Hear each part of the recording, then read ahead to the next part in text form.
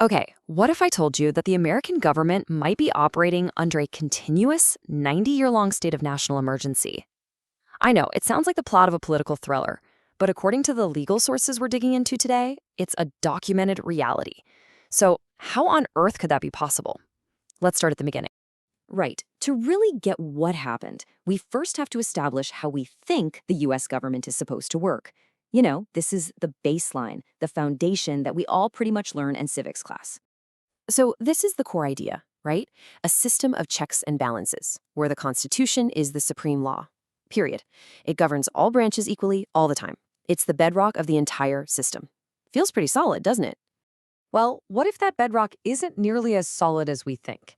The sources we're explaining today make a pretty radical claim that this belief is, as a matter of both law and fact, completely false, and that it has been for almost a century now.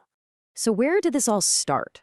According to the argument, the turning point wasn't some secret coup, but a public law passed during one of America's darkest moments. Yeah, we have to go all the way back to 1933.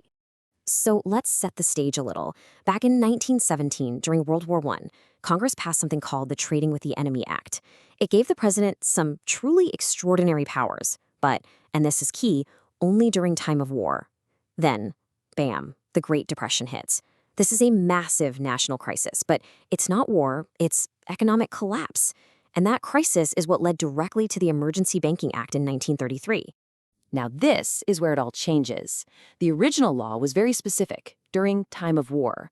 But the 1933 Act added one tiny, crucial phrase, or during any other period of national emergency declared by the president. With just those few words, a power that was once locked to wartime could now be completely unleashed in peacetime, just by the president saying so. And you might think this was some carefully debated, thought-out change. Nope.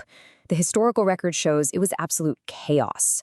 One congressman at the time, Charles Lundeen, said the bill was passed with cyclonic speed after only 40 minutes, a bill he claimed most members hadn't even read. That's the environment where this fundamental shift happened. So, the very next year, the Supreme Court weighed in. And at first, it really sounds like they're about to put a stop to all of this. They state it pretty clearly. An emergency doesn't just create new power out of thin air or remove constitutional limits. Seems like a total slam dunk for checks and balances. So that should have been the end of it, right? Did the Supreme Court actually shut down the use of these newly defined emergency powers? But here's the twist, and it's hidden in the second half of the court's ruling.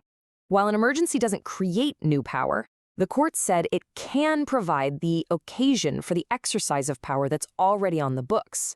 And according to the sources we're looking at, this was the judicial green light, the legal loophole that let the executive branch use those massive wartime powers, but now in peacetime.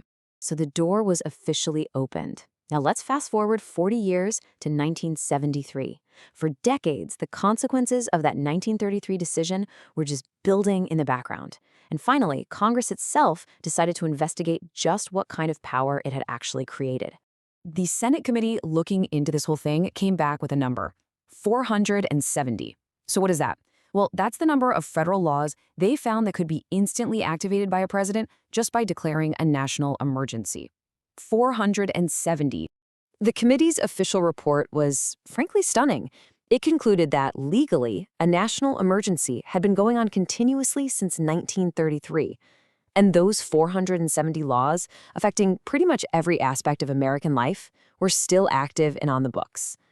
And listen to this quote from that very report. This isn't some critic or a fringe theorist talking. This is the United States Senate's own conclusion. They found that the system they'd created gave the president nearly unlimited authority.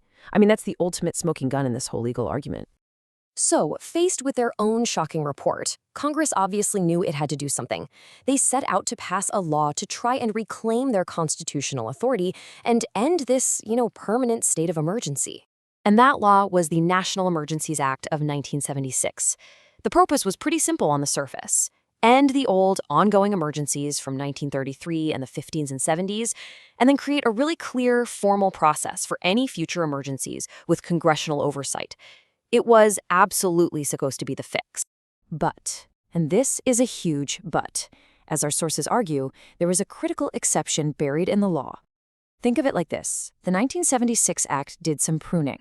It cut off the branches by terminating the old active emergency declarations. but it left the root and the trunk of the tree completely untouched. The law explicitly preserved the underlying authority from 1933. The source of the power itself, that remained.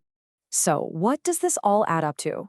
Let's just recap the entire argument, step by step, to see the complete picture that this source material is painting for us. Okay, so here's the progression. Step 1, a wartime power is created. Step 2, that power gets expanded to peacetime through a simple amendment. Step 3, Congress itself confirms this allows the president to rule outside the Constitution. And finally, Step 4, the big attempt to fix the problem deliberately leaves the original power in place. According to this legal analysis, the foundation for emergency rule was never actually removed. And so all of this leaves us with a really provocative final question. If the legal framework for a national emergency has been the norm for nearly a century, and the power to declare one at any time is still there, then what actually defines the end of an emergency? And when, if ever, do we get back to normal?